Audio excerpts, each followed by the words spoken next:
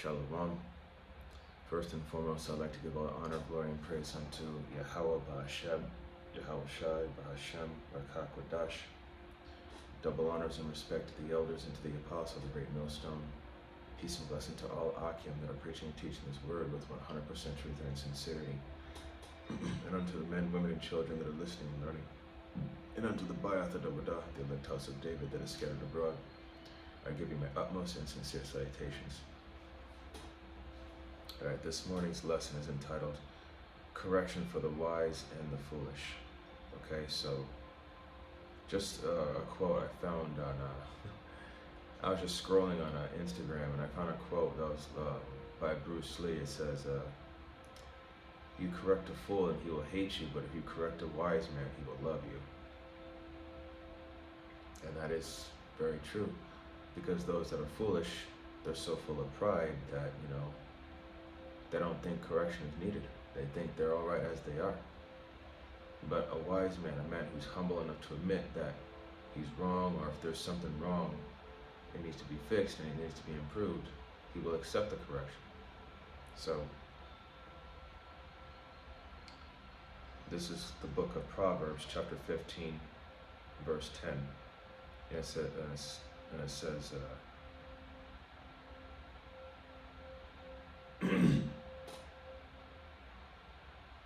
hold on. Yeah, Proverbs chapter 15, verse 10, and it says, correction is grievous unto him that forsaketh the way, and he that hateth reproof shall die. So, like I said, correction for the foolish man, it's painful for them because their ego will not allow it. And, he that hateth reproof, which is also correction, he shall die. And that's true as well, because these people out here, they will not accept true, genuine correction. They think they got it all right now. They think they got it, when really they don't.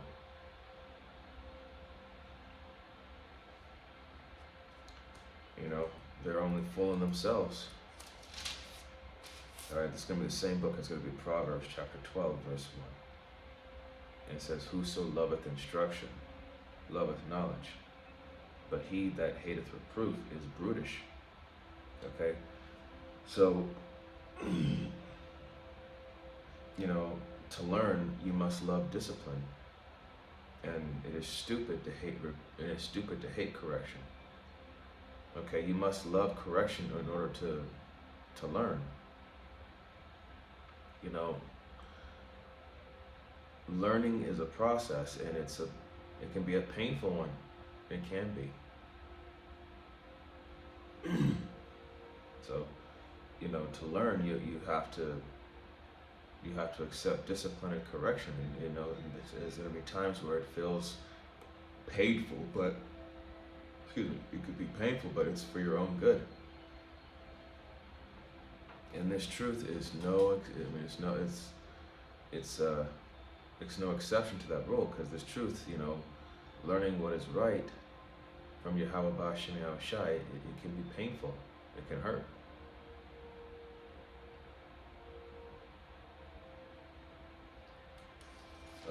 Verse 9. Proverbs chapter 9, verse 6. Give instruction to a wise man, and he will be yet wiser. Teach a just man, and he will increase in learning. So, a wise man will admit when he's wrong, and he'll admit when he doesn't know. So, you give him instruction, he'll be wiser. He'll do better. He'll learn and he'll know now. Teach a just man, he will increase in learning. So, the wise, the humble, they're continuously willing to learn and accept correction and to do better. They're always seeking, improvement. All right, verse 7, or Slakia. That was verse 9, Slakia. So going up to verse 6, and it says, Proverbs 9 and 6, and it says, forsake the foolish and live, and go in the way of understanding. Okay, so leave behind the simple ways. Leave behind those, leave behind that stupidity that leave behind those simple ways, those ways that were, pointless, vain, and were just outright stupid. And go in the way of understanding. Walk in the way of the wise. Okay? To learn how to use good judgment, critical thinking, common sense, all that. Verse 7, it says, he that reproveth a scorner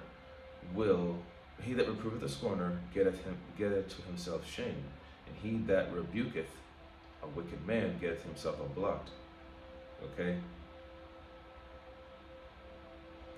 So in verse 8 it says, reprove not a scorner lest he hate thee, rebuke a wise man, he will love thee. So going back to verse 7, and it says, he says, he that reproveth a scorner getteth to himself shame, and he that rebuketh a wicked man getteth himself a blot. So trying to correct someone who's just going to mock and scoff is they're only going to they're going to try to clown on you, saying, you can't correct me, you don't know shit. They have that attitude of like, you can't tell me what is wrong, what's right. But in their mind, they think they can tell you what's wrong, what's right.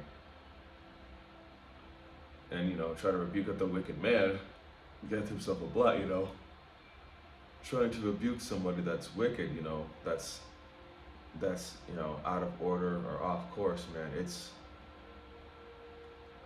It's a detriment to you because you're just wasting your time. You're not going to get anywhere with that person.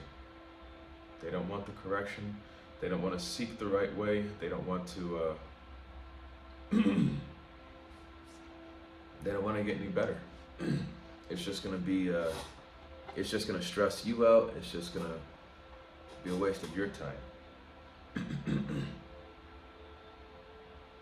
And like in verse 8 it says, reprove not a scorner lest he hate thee, rebuke a wise man, he will love thee. So again, man, a scorner, they're just going to clown on you, talk shit, and say that you don't, and act like you don't know what you're talking about, try to make you look stupid in front of everybody else. But a wise man will take your advice into consideration, and he will, he'll respect you for it. In verse 9 it says, give instruction to a wise man, and he will be yet wiser. Teach a just man, and he will increase in learning. So a wise man is willing to accept correction and is willing to keep improving. And no matter how painful the advice or the correction is, he's willing to accept it. Excuse me. And in verse 10 it says here, this is ultimately, the fear of the Lord is the beginning of wisdom, and the knowledge of the holy is understanding. So the fear of Yahweh B'Shem Yahushai is the beginning of wisdom. That's where wisdom starts. And the knowledge of the holy meaning separate, is understanding. Okay? To be separate from these people and to have this separate knowledge, this is what's going to give us the understanding of the wise, of the godly. Now let's get an example here.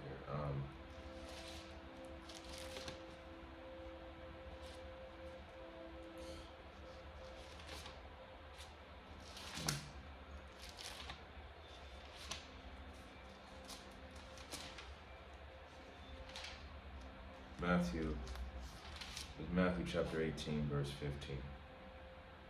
It says, moreover, if thy brother shall trespass against thee, go and tell him his fault between thee and him alone. If he shall hear thee, thou hast gained thy brother. So, if someone commits an offense, you pull them off to the side in private and tell them, hey, look, man, this is what you did. This was fucked up. Okay, you need to stop this. You need to fix yourself. Okay? And if he shall hear thee, thou hast gained thy brother, which means, he's willing to, admit that he was wrong, and apologize sincerely, and, take the correction. Verse 16, But if he will not hear thee, then take with thee one or two more, that in the mouth of 2 or 3 witnesses every word may be established. So if he doesn't hear you and you alone after your rebuke, take 2 or more witnesses, 2 or more people with you, and tell them, and get more people involved, and they'll tell them, like, look, man, this is wrong. You were in the wrong for this. You fucked up. Tell them. Have those 2 or 3 witnesses. Tell them what happened. If they're on one accord with you, they will correct this person. They'll correct this individual as well. And and hopefully, out of those 1 or 2 more witnesses, something clicks in that person. Verse 17, and if he shall neglect to hear them, tell it unto the church. But if he neglect to hear the church, let him be unto thee as a heathen man and a publican. So let him be as a heathen, one of these worldly people, one of these beasts out here. And a publican is just another fancy word for tax collector. So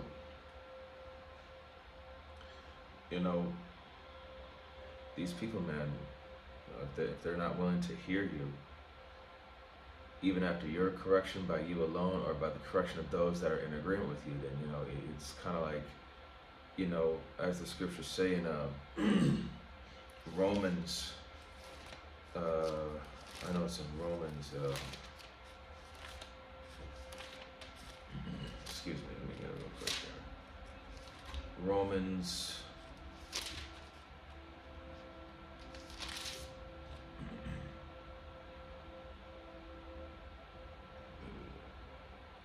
Romans 16 and 17, and it says, now I beseech you, brethren, mark them which cause divisions and offenses contrary to the doctrine which ye have learned, and avoid them.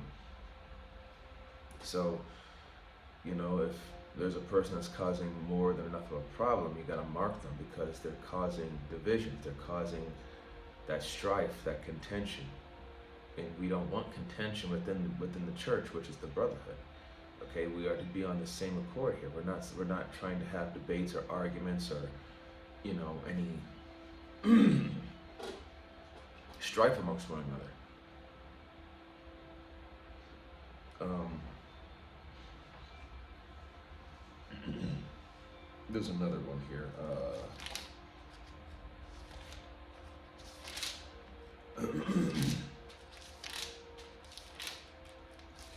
This is going to be the book of let me see if I can find it here. The book of Titus. The book of Titus, chapter 3, verse 10, and it says, a man that is an heretic after the first and second admonition reject.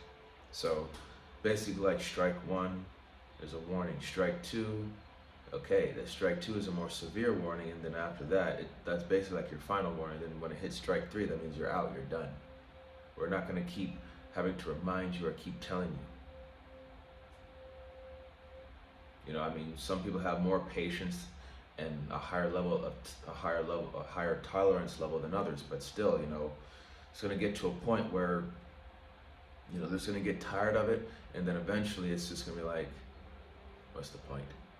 He's not getting it, he's not learning, he's not understanding what I'm telling him. It's just, I tell him this, but he keeps making the same mistake over and over and over and over and over again. Now something's not clicking here. So something's wrong. And,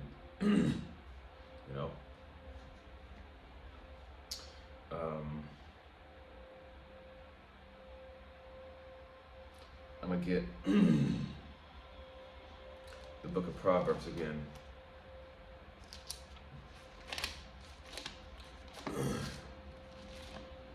Proverbs 13.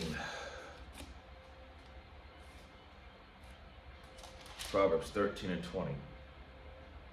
And it says, he that walketh with wise men shall be wise, but a companion of fools shall be destroyed. So, he that walketh with wise men shall be wise, because men that have that wisdom, that experience, and that good,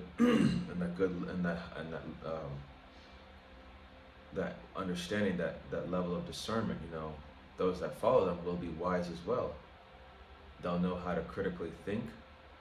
They'll know how to use good judgment, common sense, all of that. And in return, it's going to help them in the long run throughout life. I'm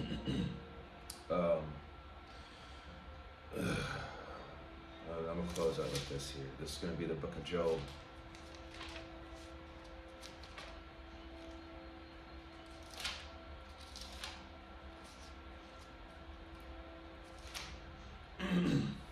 It's going to be the book of Job, chapter 5, verse 17.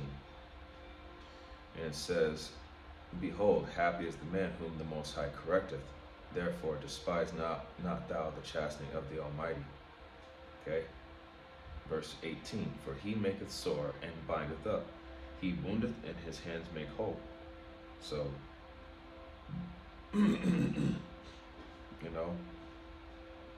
chastening and correction, that's part of learning the cold, harsh, and painful truth. Correction is going to be painful at times. It's going to hit your spirit. It's going to hurt. And if it doesn't hurt, then something's wrong. But if it does hurt, then it's progress in it's progress in process.